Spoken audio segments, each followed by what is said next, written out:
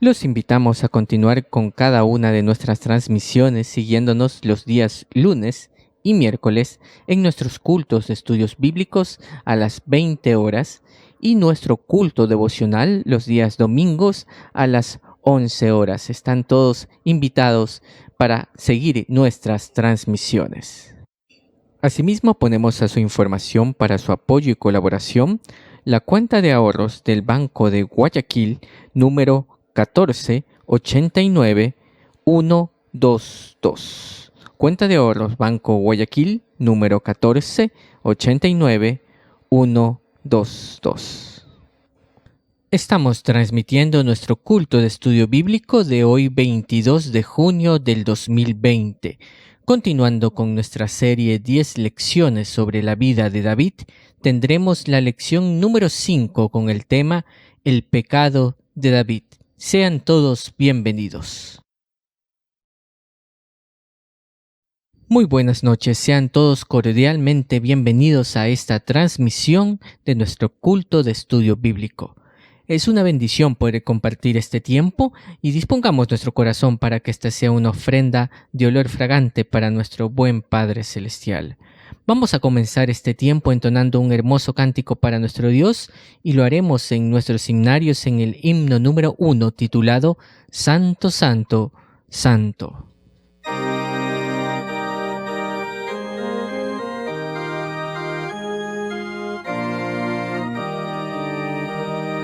Santo, Santo, Santo, Señor omnipotente, siempre el labio mío loores te dará.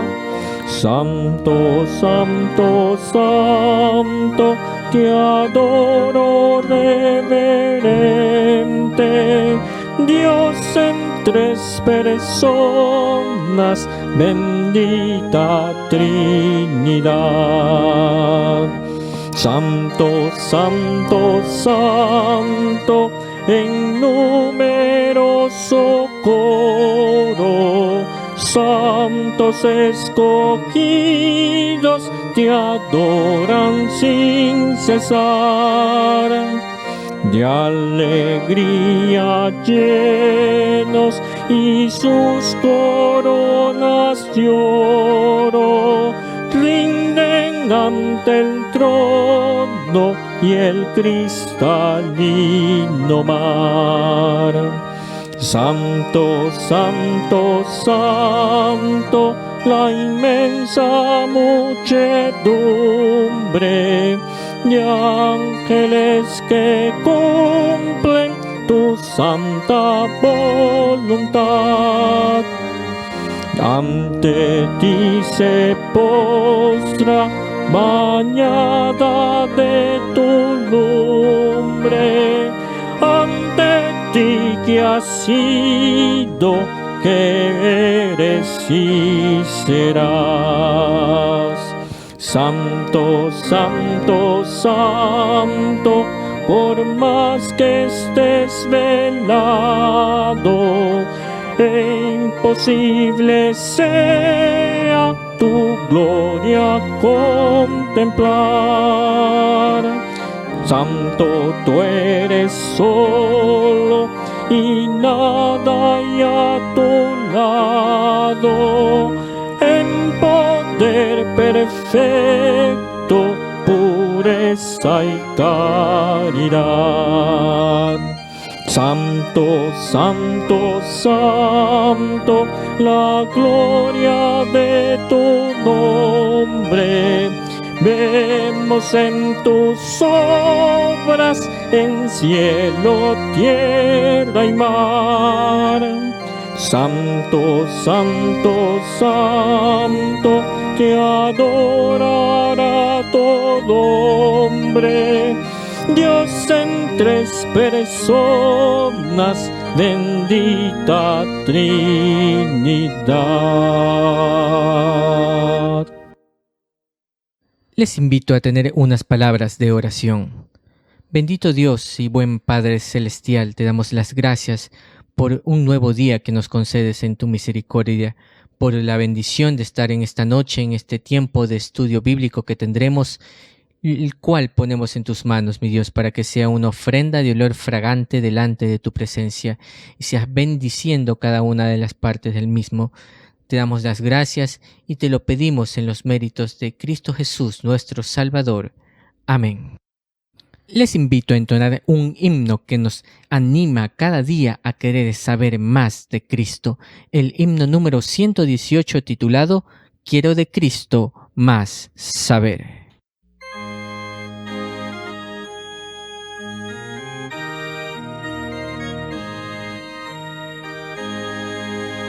Quiero de Cristo más saber, más de su dulce amor tener, más de su gracia demostrar, más de su salvación gozar. Más dime de Cristo, más de él necesito, más de su amor con que me amó, más del que mi alma rescató. Más quiero oír de su verdad, más quiero hacer su voluntad. Santo Espíritu, óyeme, y mi Maestro siempre sé. Más dime de Cristo, más de él necesito, más de su amor con que me amó, más del que mi alma rescató. Más de su libro comprender, más comunión con él tener, más su voz dulce recordar, más sus mandatos acatar. Más dime de Cristo, más de él necesito, más de su amor con que me amó, más del que mi alma rescató. Más de Jesús y su esplendor, más de su reino y gran honor, de su venida, oh, dime más, de Cristo príncipe de paz. Más dime de Cristo, más de él necesito, más de su amor con que me amó, más del que mi alma rescató. Les invito en estos momentos a tener la lectura de la palabra de nuestro Dios. Muy buenas noches, queridos hermanos, que el Señor les bendiga. Un gusto estar con ustedes una vez más en torno a la palabra del Señor. Quiero animarles a abrir sus Biblias en esta noche para tener nuestra lectura bíblica en el segundo libro de Samuel, capítulo 11, y vamos a dar lectura a los versículos 1 al 5. Segundo libro de Samuel, capítulo 11, versículos 1 al 5. Dice la Escritura: aconteció al año siguiente, en el tiempo que salen los reyes a la guerra, que David envió a Joab y con él a sus siervos y a todo Israel, y destruyeron a los amonitas y sitiaron a Rabá. Pero David se quedó en Jerusalén. Y sucedió un día, al caer la tarde, que se levantó David de su lecho y se paseaba sobre el terrado de la casa real, y vio desde el terrado a una mujer que se estaba bañando, la cual era muy hermosa. Envió David a preguntar por aquella mujer, y le dijeron: aquella es Betsabé, hija de Eliam, mujer de Urías Heteo. Y envió David mensajeros, y la tomó, y vino a él, y él durmió con ella. Luego ella se purificó de su inmundicia y se volvió a su casa. Y concibió la mujer, y envió a hacerlo saber a David, diciendo: estoy encinta. Hasta ahí la lectura de la palabra del Señor.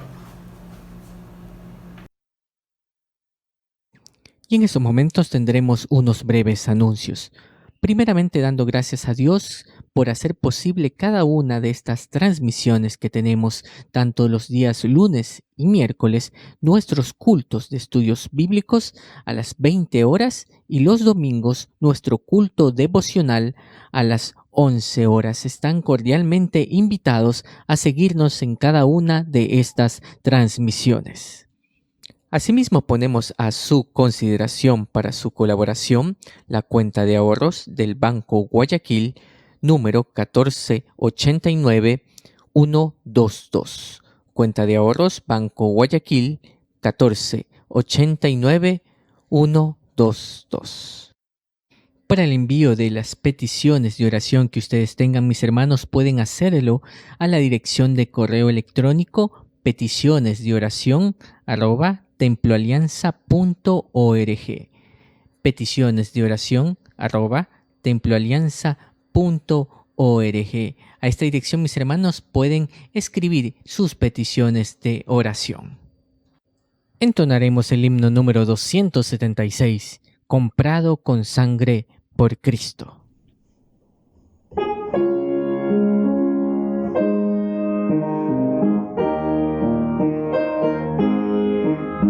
Comprado con sangre por Cristo, con gozo al cielo yo voy. Librado por gracia infinita, ya sé que su hijo yo soy. Lo sé, comprado con sangre yo soy. Lo sé, con Cristo al cielo yo voy. Soy libre de pena y culpa, su gozo Él me hace sentir. Él llena de gracia mi alma, con Él es tan dulce vivir. Lo sé, comprado con sangre yo soy. Lo sé, con Cristo al cielo yo voy.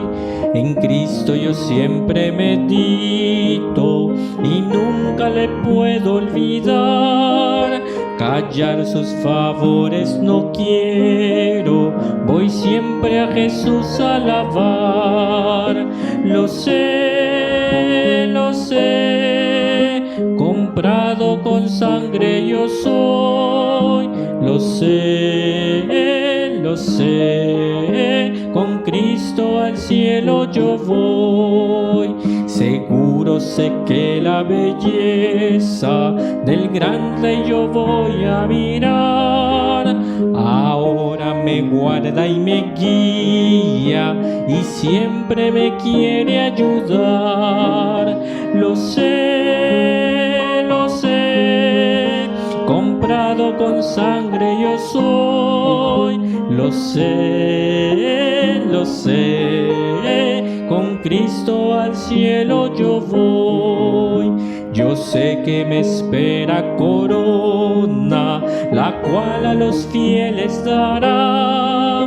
Jesús Salvador en el cielo, mi alma con Él estará. Lo sé, comprado con sangre yo soy. Lo sé, con Cristo al cielo yo voy.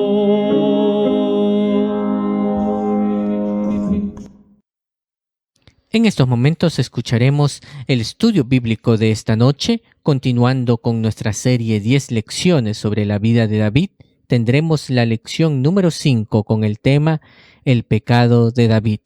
Escuchemos. Para todos nosotros que conocemos la vida del rey David, ciertamente es un ejemplo, un modelo a seguir en muchos aspectos la vida de David. Empezamos diciendo que fue un hombre humilde, sencillo, y que a pesar de haber tenido la unción real, él no se aprovechó de eso, ni eso lo hizo crecerse desmedidamente como para afectar su personalidad.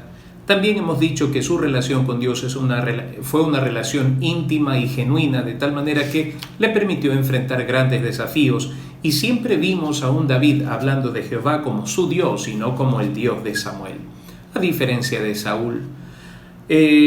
También hemos visto los sufrimientos de David y en esto creo que hemos aprendido bastante a cómo enfrentar ciertas circunstancias que nos rodean, adversidades que a veces no esperamos, adversidades que forjan nuestro corazón y nos dan temple de acero.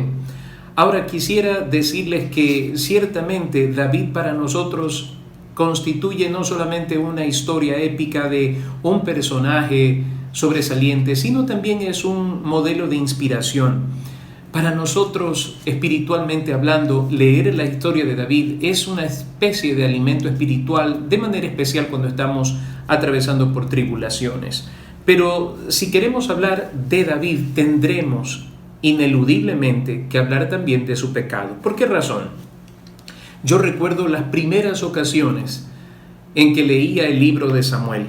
Terminaba a veces un poco molesto y me preguntaba por qué David tuvo que caer en pecado. La historia iba tan bien, la historia iba maravillosamente bien. Un hombre que amaba a Dios, un hombre que obedecía a Dios, un hombre que estaba resplandeciendo y de pronto su historia se ve opacada por un acto tan ruin de su parte. ¿Por qué tenía que pasar esto así? Fue con el paso de los años y la ayuda del Espíritu Santo que pude entender otras cosas.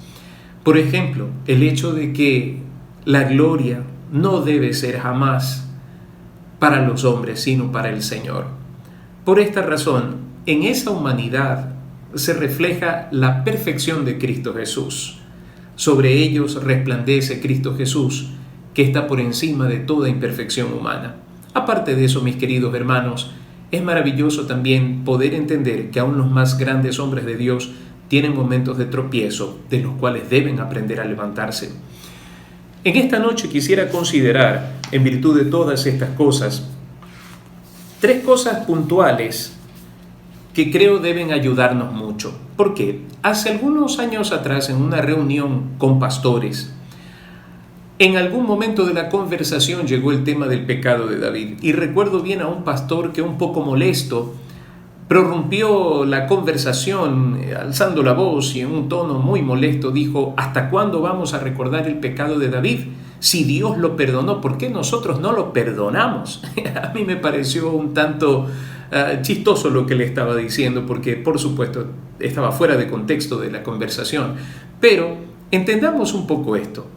El recordar la historia de David no significa que nosotros debamos o no perdonarlos. A fin de cuentas, quien lo perdonó fue el Señor, y si Dios lo perdonó, nosotros no tenemos nada que hacer en el asunto. Pero entonces, frente a este tipo de reacción, ¿por qué tenemos que recordar una vez más un acto tan vergonzoso de un hombre tan prominente? Tenemos que empezar por el principio. Es porque está en la Biblia, es porque está en la palabra de Dios. Y si Dios quiso que algo tan desagradable y vergonzoso quedase registrado en los anales de la historia del pueblo de Israel y para nuestro provecho, es porque definitivamente hay cosas importantes que nosotros debemos aprender de un tropiezo tan vergonzoso y escandaloso como el tropiezo que tuvo nuestro gran amigo el rey David. Y esto nos permite entender también que Dios en su misericordia ha actuado de manera transparente y genuina, jamás ocultando este tipo de episodios que nosotros los ocultaríamos bien, porque empañarían el perfil de alguien a quien nosotros admiramos mucho. Pero quiero empezar en la consideración de estos 3 factores, mencionando lo primero. ¿Qué fue lo que llevó a David a cometer semejante pecado? ¿Qué fue lo que llevó a David a cometer semejante pecado? Volvamos a leer el texto y el versículo 1 nos dice a nosotros lo siguiente: aconteció al año siguiente, en el tiempo que salen los reyes a la guerra, que David envió a Joab y con él a sus siervos y a todo Israel, y destruyeron a los amonitas y sitiaron a Rabá. Pero David se quedó en Jerusalén. Hay 2 cosas que debemos resaltar de este versículo. Primero, el tiempo en que salen los reyes a la guerra. Y lo segundo, lo que dice al final del versículo del texto: pero David se quedó en Jerusalén. Lo primero, que era el tiempo en que los reyes salían a la guerra. Y segundo, es muy notable que David debía haber estado allí y no estaba allí. A esto yo le he denominado estar donde no se debe estar y cuando no se debe estar. Estar donde no se debe estar y cuando no se debe estar. En primer lugar, este era un tiempo en que los reyes salían a la guerra. A diferencia de los combates y los conflictos de nuestros días, no son los presidentes los que salen al campo de batalla. Son los generales, son los coroneles, y mucho menos los coroneles y los generales. Más bien, es la tropa la que sale al conflicto, a la batalla. Pero en aquellos tiempos eran los reyes, fíjense ustedes, los reyes los que enfrentaban estas batallas, estos conflictos, y por esa razón muchos reyes morían. David debía estar junto a su ejército, no solo Joab. Joab era el general de los ejércitos de David. Era David quien debía estar allí. Él debía estar en el momento de la batalla y en el lugar de la batalla. Pero analicemos. No nos dice la Escritura por qué David se quedó en casa, no nos dice la Escritura por qué él se quedó durmiendo allí. Lo que nos dice la Escritura es que él no estaba donde debía estar y cuando debía estar. Esto trae a mi mente lo que dice el Salmo 1, que me parece un salmo de mucha instrucción para todos nosotros, y quisiera leerlo con ustedes una vez más. Salmo capítulo 1, fíjense ustedes cómo empieza diciendo este salmo. Bienaventurado el varón que no anduvo en consejo de malos, ni estuvo en camino de pecadores, ni en silla de escarnecedores se ha sentado, sino que en la ley de Jehová está su delicia y en su ley medita de día y de noche. Será como árbol plantado junto a corrientes de agua que da su fruto en su tiempo y su hoja no cae, y todo lo que hace prosperará. Así que fijémonos un momento, estar donde debemos estar o estar donde o no estar donde no debemos estar. En primer lugar, fijémonos lo que este salmo dice.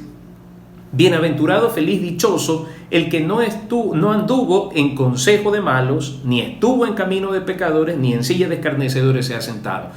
No estuvo donde no debía estar porque no convenía estar. El apóstol Pablo nos dice en la primera carta a los Corintios, capítulo 15, versículo 33, que las malas conversaciones corrompen las buenas costumbres. Y nosotros debemos evitar los lugares que pueden significar para nosotros un tropiezo espiritual, una caída moral. Y esto está claro, si nosotros debemos estar en un lugar, pues debemos ir allá. Si yo debo estar en mi trabajo, estoy en mi trabajo, y si debo estar en mi casa, estoy en mi casa. Hay muchos peligros al estar donde yo no debo estar. Ahora, es nuestra responsabilidad poder guardar nuestro testimonio evitando lugares que pueden significar para nosotros una eventual caída. Ahora, cuando dice el salmista bienaventurado, concluye con una explicación de esa bienaventuranza. Dice, será como árbol plantado junto a corrientes de agua que da su fruto a su tiempo y su hoja no cae y todo lo que hace prosperará. Entonces, debo estar en el lugar indicado, en el lugar correcto. Donde no debo estar, no debo estar. David estaba en el lugar equivocado. David debía estar en el campo de guerra junto a su ejército, el ejército del pueblo de Israel, pero él estaba en su castillo, estaba en su palacio. Aconteció al año siguiente, en el tiempo que salen los reyes a la guerra, que David envió a Joab y con él a sus siervos y a todo Israel, y destruyeron a los amonitas y sitiaron a Rabá, pero David se quedó en Jerusalén. Tratar de explicar por qué razón él se quedó en Jerusalén sería un mundo de especulaciones. Se abre un abanico de posibilidades. Podríamos decir que él estaba cansado, podríamos asumir que quizá estaba enfermo, o de manera aventurera podríamos decir que David estaba un tanto confiado de sí mismo. Había hecho las cosas bien, Dios lo había recompensado, estaba ahora en el sitial de privilegio del reinado. A veces nosotros cometemos el error en los tiempos de paz de bajar la guardia. La palabra del Señor nos exhorta en el libro, en la carta del apóstol Pablo a los Efesios, después de haber acabado todo, estar firmes. Queridos hermanos, la firmeza, la sobriedad, el cuidado espiritual de nuestras vidas es algo que jamás se debe descuidar. Es algo que jamás se debe pasar por alto. No sé, tal vez pudo haber sido eso. David estaba muy confiado de sí mismo, tal vez confiado en su ejército, confiado en Joab, así que dijo, esta vez no voy a salir, me siento un poco cansado. Pudo ser una de las cosas que impulsaron a David a quedarse en casa y no salir a la batalla, pero eso sería una mera especulación. Si nosotros consideramos eso como una posibilidad, pues tenemos una gran advertencia allí. Dice el apóstol Pablo que el que piense estar firme, mire que no caiga. Luego, veamos algo que David debió haber tenido cuidado y por supuesto nosotros también: el desconocimiento de nuestras debilidades. Nos dice la Escritura que sucedió un día al caer la tarde que se levantó David de su lecho y se paseaba sobre el terrado de la casa real y vio desde el terrado a una mujer que se estaba bañando, la cual era muy hermosa. David es un hombre de pasiones. Es muy probable, según los que conocen el tema de los temperamentos, que David haya sido un hombre de temperamento sanguíneo melancólico. Un hombre de emociones fuertes, desbordantes, y me parece que no hay un error en eso, sino un acierto. ¿Por qué razón? Nosotros vemos la parte sanguínea de David. Cuando él llora, llora a gritos. Cuando se enoja, se enfurece tanto que Abigail tiene que llamarlo a la razón y a la cordura, porque iba dispuesto a destruir a Nabal y a toda su casa, no dejar un solo hombre con vida. Cuando Saúl le pide 100 prepucios de los filisteos, él lleva 200. Cuando cae Goliat, no solo lo mata, sino que le corta la cabeza y llega con la cabeza de Goliat a donde estaba Saúl.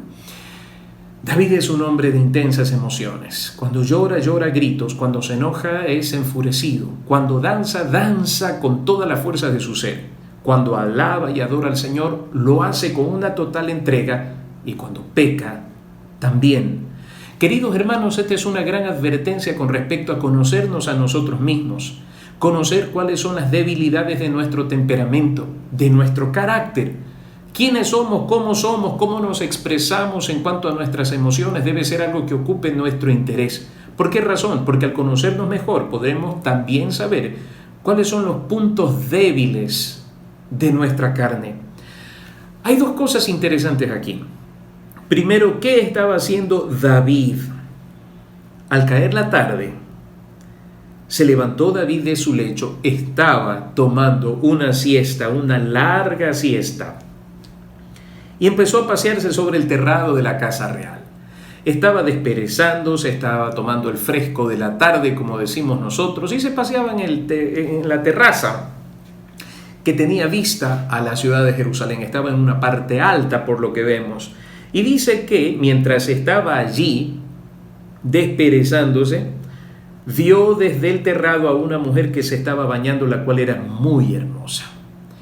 Bueno, hay quienes han culpado a Betsabé. A veces somos muy ligeros en nuestras apreciaciones, pero hay quienes han culpado a Betsabé de esto. Permítame decirle, los lugares de baño, probablemente esto era en verano, un tiempo muy caliente, no eran como nuestros baños, eran muy distintos, y esta mujer se estaba bañando allí. Si ella hizo bien o mal, a mí no me consta, no me compete tampoco el asunto, pero queridos hermanos, yo no puedo escudarme en que una mujer está bañándose para justificar por eso que yo adulteré con ella. Lo que nos dice la Escritura es que David, al estar paseándose en un momento de ocio, sus ojos se fijaron en la hermosura de esa mujer. Está claro que Dios nos creó de esa manera. Por favor, no intentemos cambiar la realidad. El hombre es atraído por la figura de una mujer. Eso es natural, eso no es pecaminoso. Lo pecaminoso es lo que sucede cuando un hombre mira a una mujer que no es su esposa.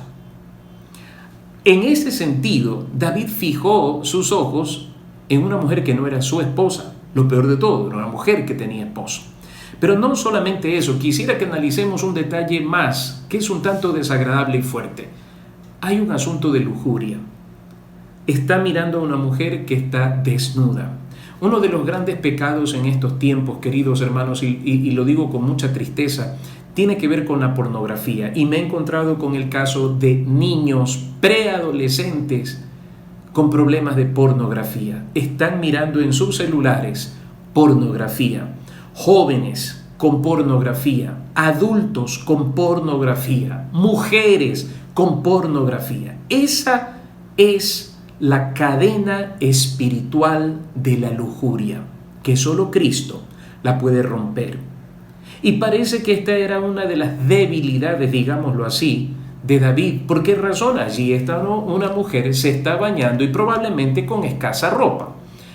¿Qué era lo que debía hacer? Sencillamente apartar su mirada de allí. Yo no puedo echarle la culpa a otro de la responsabilidad de mi pecado. Escúchese bien, no puedo culpar a otra persona de la responsabilidad de mi pecado. ¿Por qué razón? La tentación funciona así. Aquí hay algo servido para usted. Usted decide si lo toma o lo deja. La tentación funciona así. Nadie le va a obligar a usted a pecar y nadie le va a obligar a obedecer a Dios. La decisión es suya. Por tanto, está la palabra de Dios por una parte y está la tentación del maligno por la otra parte. Usted decide a cuál de los dos va a inclinar su corazón y su pensamiento. Lastimosamente, David inclinó su corazón y pensamiento hacia la lujuria. Así que no apartó su mirada de ella, sino que se mantuvo observándola. ¿Y qué fue lo que pasó? El Señor Jesucristo explica claramente lo que sucede cuando un hombre mira a una mujer para codiciarla. No necesita acostarse con ella porque ya adulteró con ella en su corazón. De allí que, queridos hermanos, toda forma de pornografía, erotismo que entra por los ojos ya es pecado. Aunque nosotros lo ocultemos, aunque nosotros lo escondamos, ya el Señor lo vio. Y de Él vendrá la recompensa siempre. Ahora, permítame decirle esto. ¿David tenía la opción de apartar su mirada o no? Por supuesto que sí. Así que David debía haber apartado su mirada, debió haberse alejado de todo lo que significaba corromper su corazón y corromper su comunión con Dios, pero no lo hizo. ¿Qué nos dice la Escritura? En tercer lugar,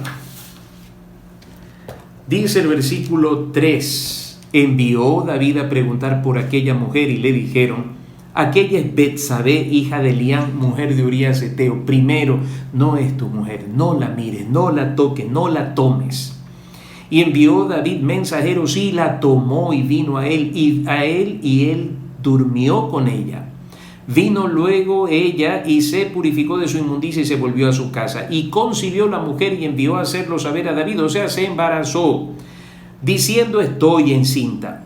Entonces David envió a decir a Joab, envíame a Urías Eteo, y Joab envió a Urías a David. Y cuando Urías vino a él, David le preguntó por la salud de Joab y por la salud del pueblo y por el estado de la guerra. Una cosa lleva a otra. Él miró y, como dice Santiago, una vez que el pecado ha concebido, da a luz la muerte.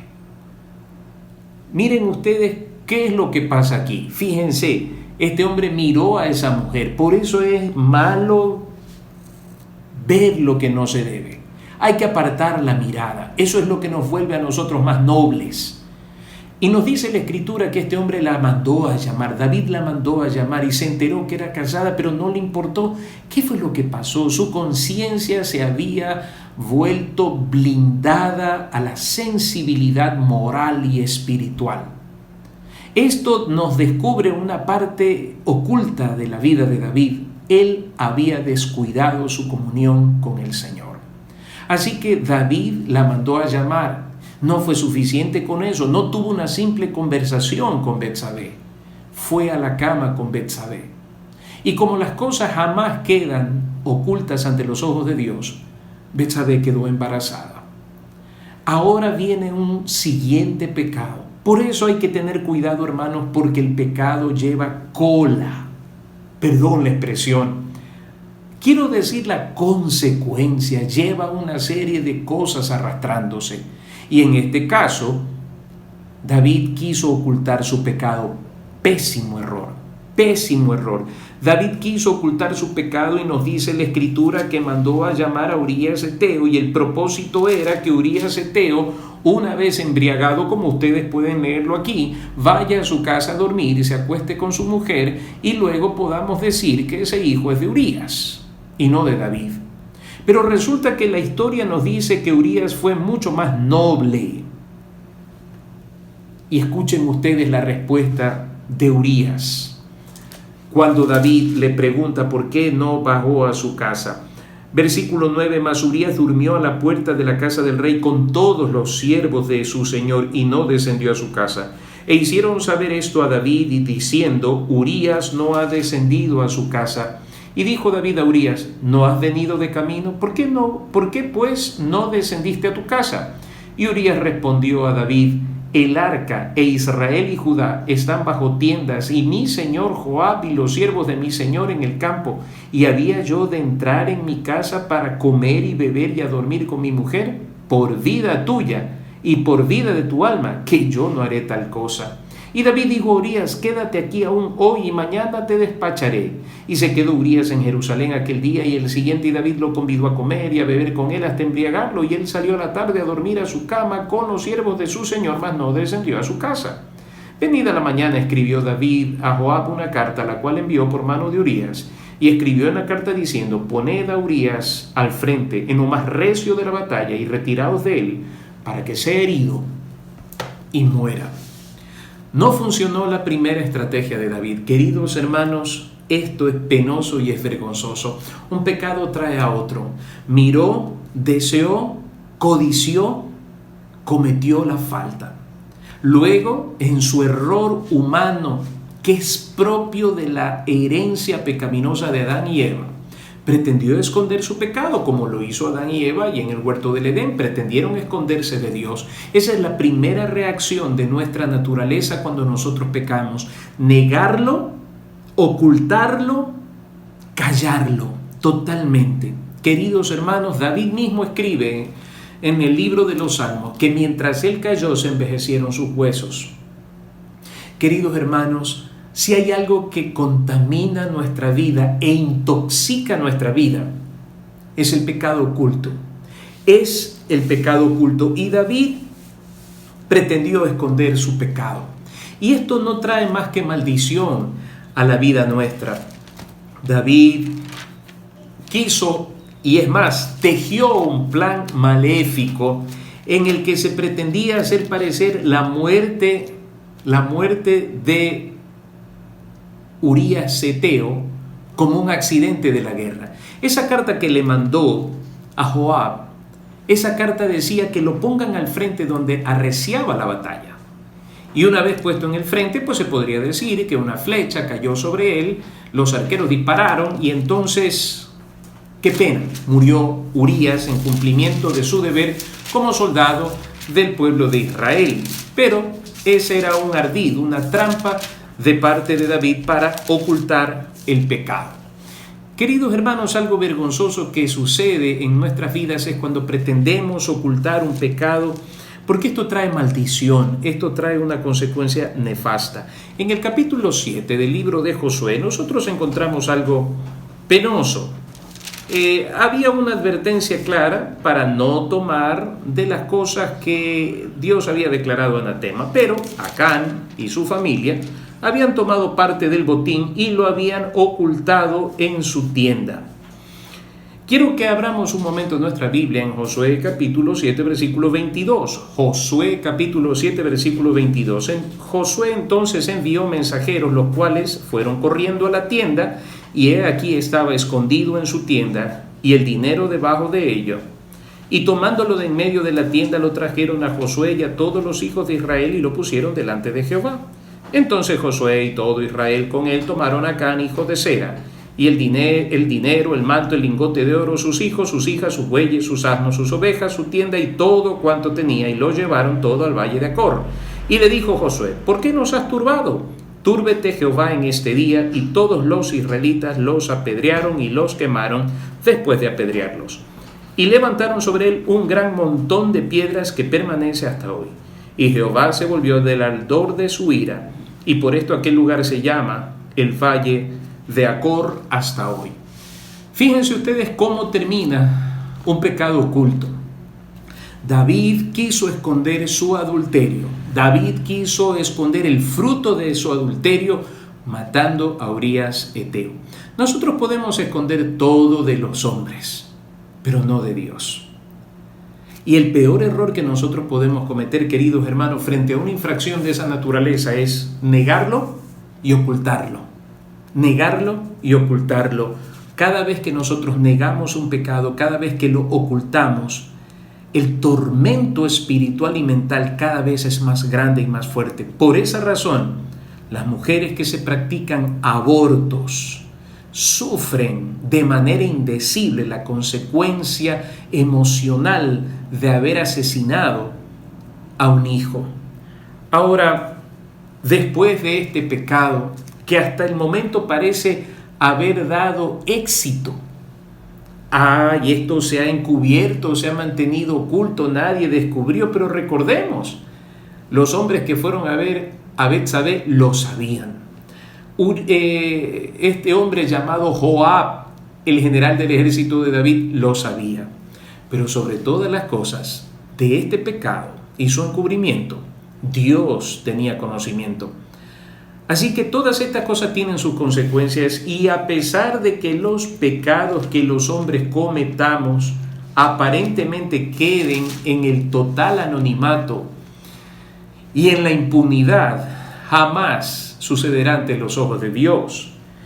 Y quisiera que nosotros mirásemos un momento lo que nos dice la Escritura con respecto al redarguir del Espíritu Santo. Miremos en el capítulo 12. Jehová envió a Natán a David, y viniendo a él le dijo: había dos hombres en una ciudad, el uno rico y el otro pobre.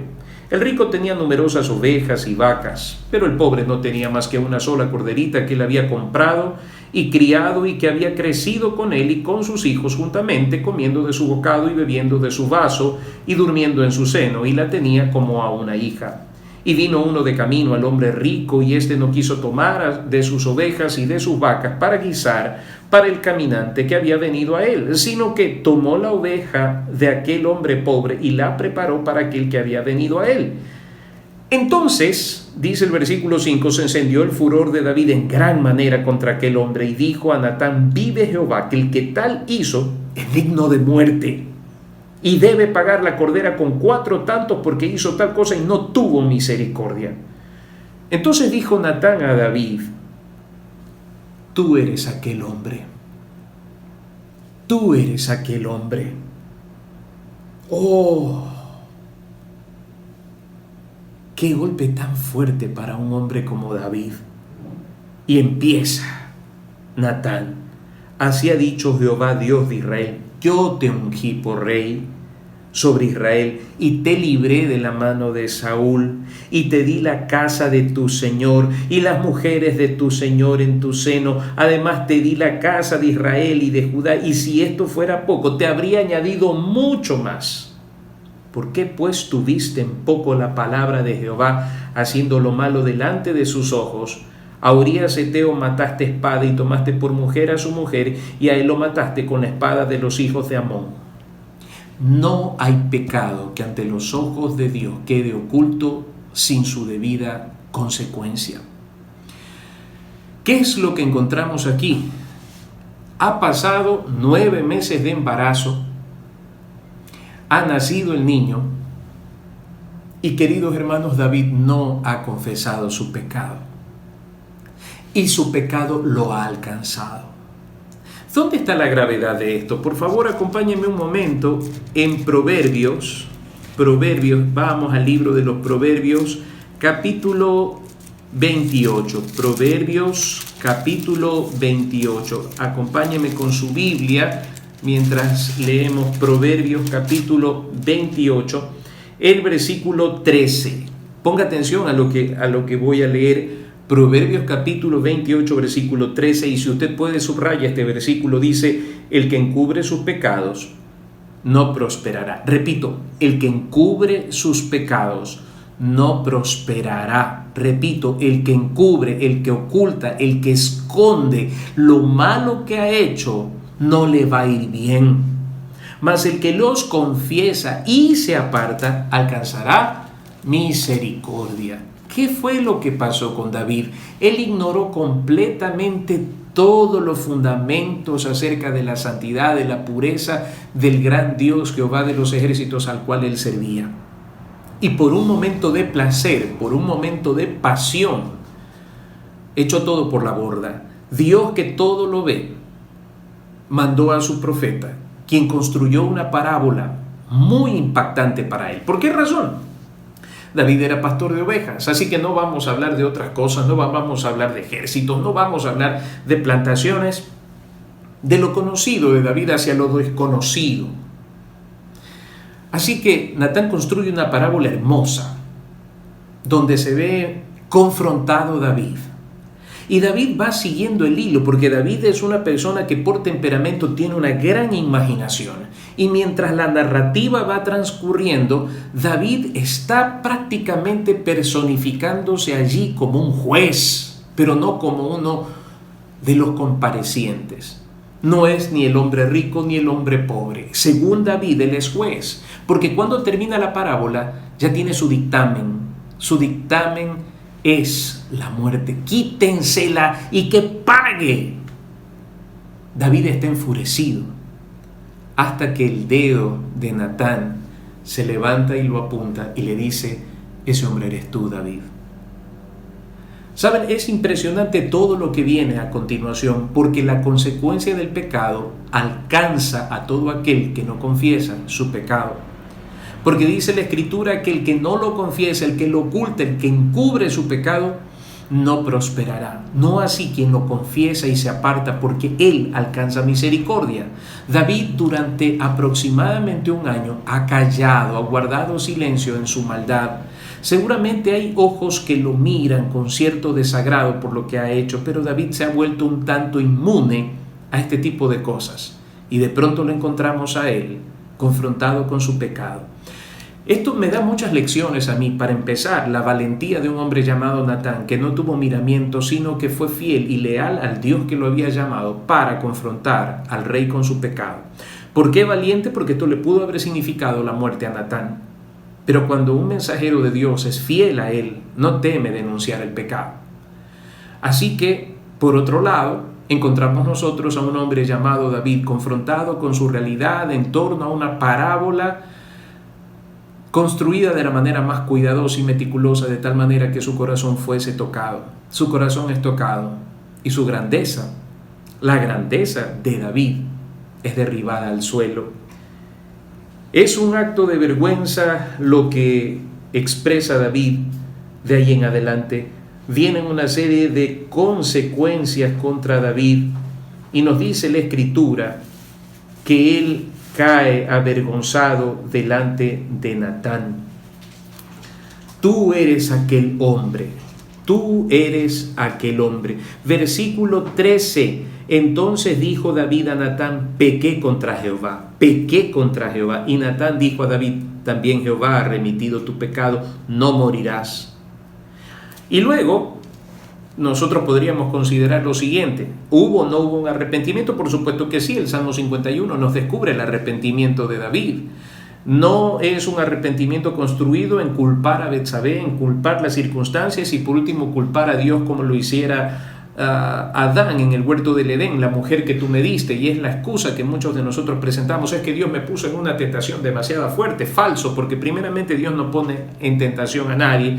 En segundo lugar, Dios más bien es la solución para nuestras tentaciones. Así que no es culpa de Dios. Y jamás vamos a ser tentados en algo que sea sobrehumano, que no podamos resistir. Todo lo que Dios permita que nosotros experimentemos estará bajo el cuidado y la protección de Dios.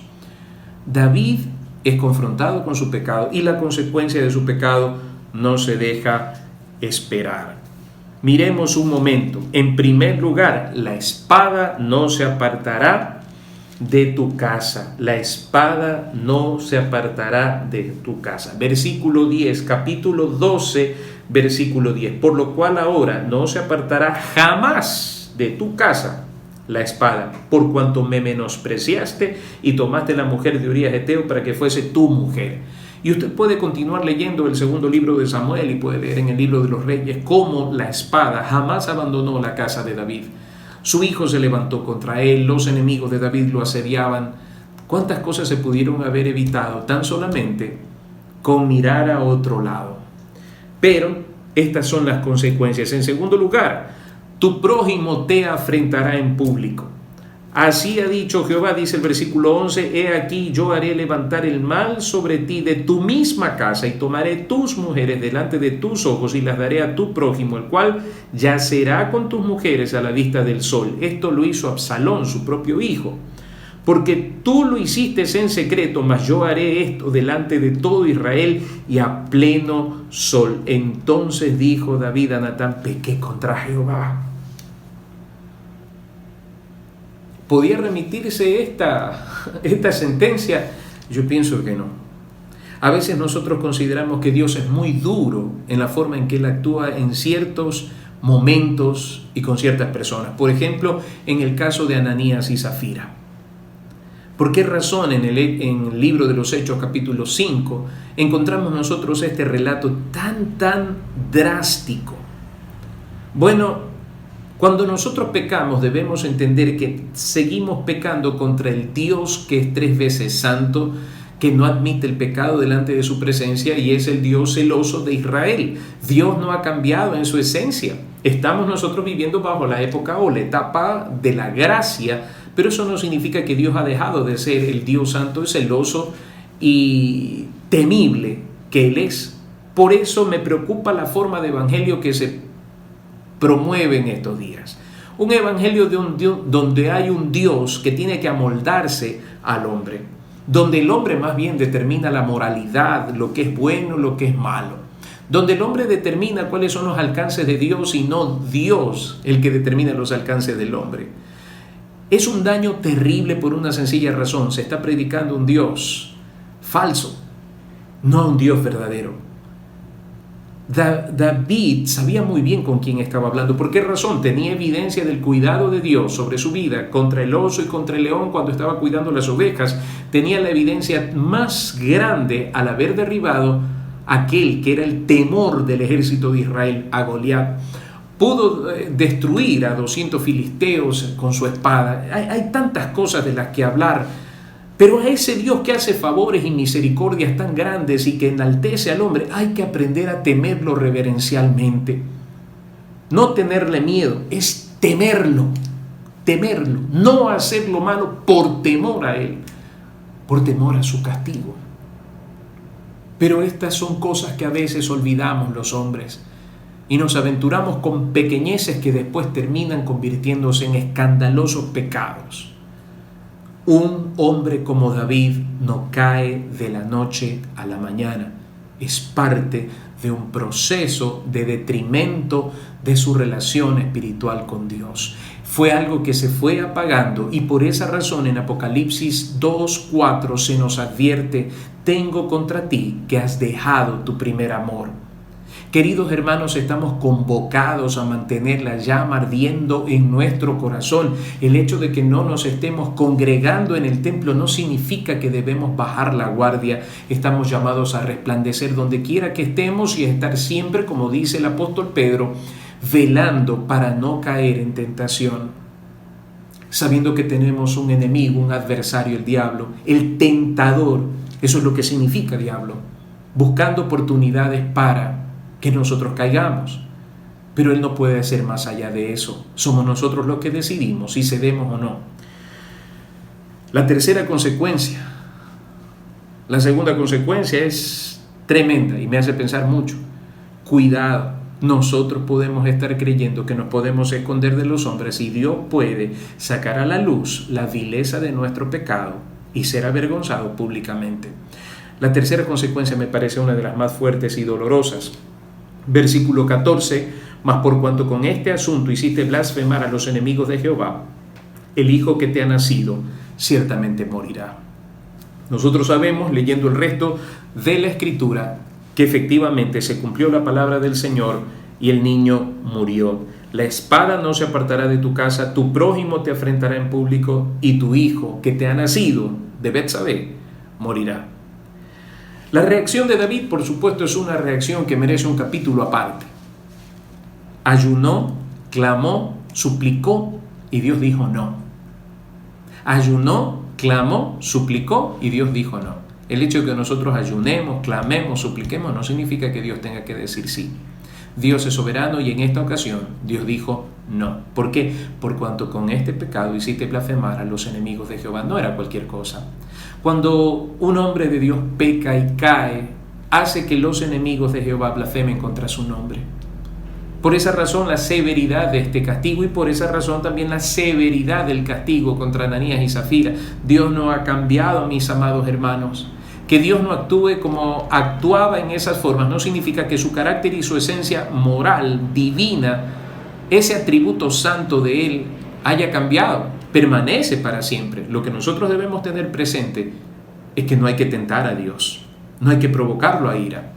David, al escuchar la muerte de este niño, lo que hizo fue levantarse, lavar su rostro, prepararse e ir al templo e ir a adorar a Dios. Queridos hermanos, hay algo claro en todo esto, y es que nosotros todos estamos expuestos a tentaciones que apelarán siempre a nuestras debilidades carnales. Es claro también que nadie nos va a obligar ni nos puede hacer pecar. Somos nosotros los que escogemos ceder a la tentación o guardar nuestro corazón en santidad para Dios. La tercera cosa que es necesario resaltar es que ocultar un pecado complica las cosas y confesarlo alivia las cosas y nos da oportunidades. Pensemos en esto último. Ocultar un pecado complica las cosas. Confesarlo trae alivio al alma, porque la Escritura nos dice en 1 de Juan, capítulo 1, versículo 9, que si confesamos nuestros pecados, Dios es fiel y justo para perdonar nuestros pecados y limpiarnos de toda maldad. Por tanto, la importancia de la confesión antes que ser descubiertos. Quiero dejar estos consejos con ustedes en esta noche, mis amados hermanos. En primer lugar, escuchemos el consejo de la Biblia. ¿Cuál es el consejo de la Biblia con respecto a este asunto? Primera carta a los Corintios, capítulo 6. Primera carta a los Corintios, capítulo 6, versículo 18. La primera frase lo dice todo. Huid de la fornicación. Huid. No dice vamos a dejarlo poco a poco. No dice vamos a intentarlo. No, dice huid. Cortad tajantemente con el pecado de la fornicación. Porneia. Porneia era la palabra griega que se utilizaba para fornicación y para toda forma de pecado de naturaleza sexual. Huid de ello, huid, no lo enfrentéis, huid. Y Proverbios capítulo 5, hay un consejo claro con respecto a esto. Proverbios capítulo 5, versículos 20 al 23. ¿Y por qué, hijo mío, andarás ciego por la mujer ajena y abrazarás el seno de la extraña? Porque los caminos del hombre están ante los ojos de Jehová, y él considera todas sus veredas. Prenderán al impío sus propias iniquidades, y retenido será con las cuerdas de su pecado. Él morirá por falta de corrección y errará por lo inmenso de su locura. Queridos hermanos, apartémonos, huyamos de toda forma de tentación de naturaleza sexual. Huid de la fornicación. ¿Por qué nuestro ojo estará ciego, perdido con la mujer ajena y abrazar el seno de la extraña? El consejo del libro de los Proverbios es claro. Alégrate con la mujer de tu juventud. Querido hermano, que tus ojos sean para el Señor y para tu amada esposa. Siempre, queridos hermanos, siempre será mejor confesar que ser descubierto. Y si hemos pecado contra Dios, confiemos en la obra intercesora de nuestro Señor Jesucristo, que nos ama y padeció en la cruz del Calvario por nuestros pecados. Confesemos nuestros pecados, apartémonos de nuestros pecados, y el Señor será fiel y justo para perdonar nuestros pecados y limpiarnos de toda maldad.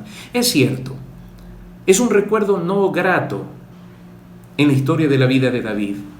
Pero, queridos hermanos, lo hermoso de esta historia es que David se arrepintió, confesó, y fue perdonado, y fue restaurado.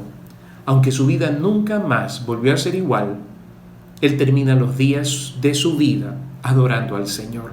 Que Dios nos ayude, queridos hermanos, a estar alertas contra las tentaciones del maligno, a fin de que nosotros no caigamos y deshonremos nuestra vida y nuestra relación con el gran Dios de Israel. Amén. Damos gracias a nuestro Dios por el estudio bíblico en esta noche y vamos a entonar en estos momentos el himno número 184, titulado Un gran Salvador es Jesús el Señor.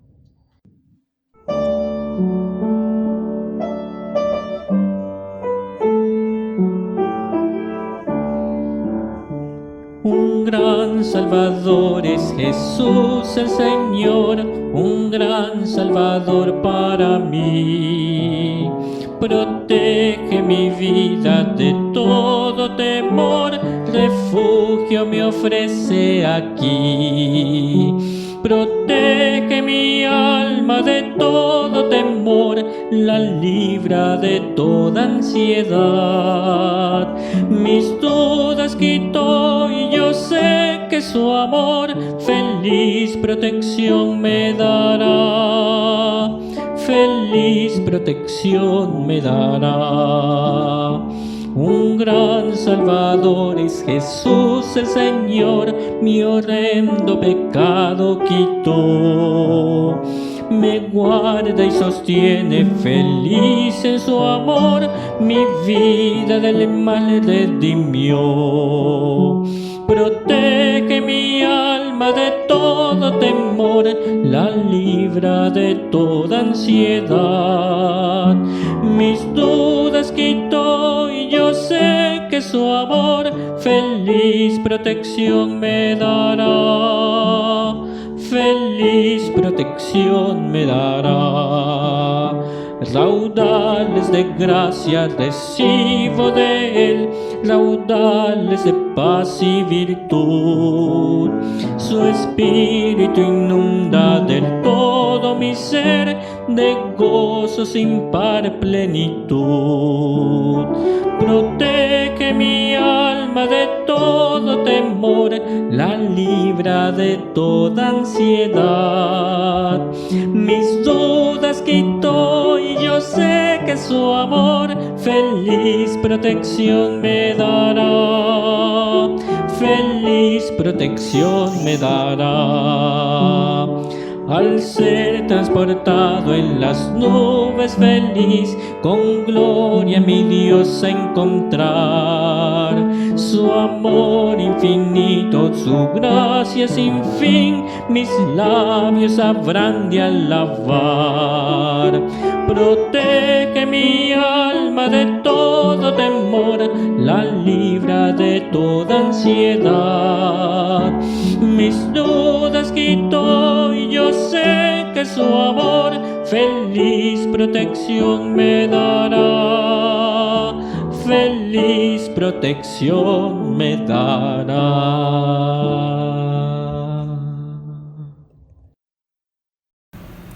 Queridos hermanos, con mucho temor y temblor, acerquémonos al Señor suplicándole de todo corazón que Él guarde nuestros ojos, que Él guarde nuestros pensamientos, que guarde nuestro corazón, nuestras miradas, todo nuestro ser, que nos guarde de todo mal, pero hagamos el firme propósito de amar al Señor de tal forma que aborrezcamos el pecado. Quiero animarles, mis amados hermanos, y dar gracias a Dios por aquellos que han diezmado y han ofrendado con fidelidad al Señor a pesar de la dificultad que estamos viviendo. Benditos aquellos que lo han hecho con sacrificio, con gozo, con un corazón voluntario y amoroso al Señor. Que Dios los bendiga, los recompense grandemente y recuerden, es un privilegio dar para la obra del Señor. Oremos. Amado Señor y Padre nuestro, en esta noche con temor y reverencia nos acercamos a ti suplicando, guárdanos Señor de todo mal, aparta toda tentación de nuestros ojos, de nuestro corazón y de nuestro pensamiento. Te suplico, mi Dios de la gloria, ayúdanos a estar vigilantes y al recordar una vez más la caída de David, Señor, podemos también recordar la restauración que viene de parte tuya. Mi Dios, ayúdanos, Señor, a aprender y a guardar en nuestro corazón todo lo que tú nos enseñas, de tal manera que podamos caminar en rectitud delante de ti. En Cristo Jesús lo pedimos. Amén.